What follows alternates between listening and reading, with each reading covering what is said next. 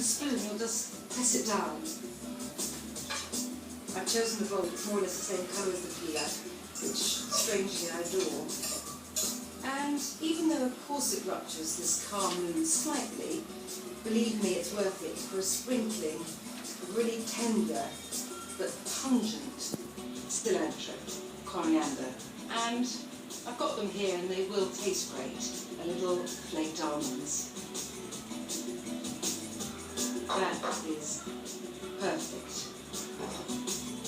Now, for me, so important, you know that, hot mango chutney.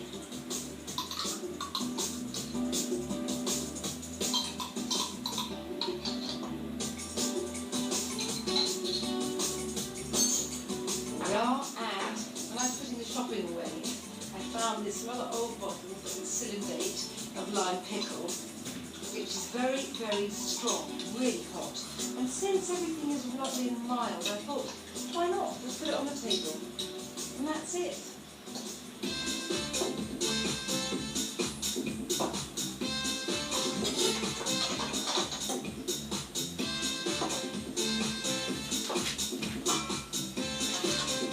So, your plate for a little ruby muffin. Thank you. And then you've got a hearty appetite.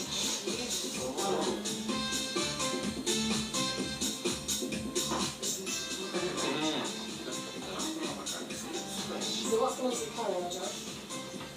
Everything I imagine I could think of. You've got to have lots of bits and pieces of the frame. Mark, can you see us for black seeds in rice? Yes. They're not dirt. They're my jelly seeds. They're used to what you can see in the bread too. They're used to Indian cooking. They're called kalonji. And they're rather lovely little, they're not really dotty things, they're more like tears. See? Black pepper tears. Well, I have to try and get it into as many recipes as possible.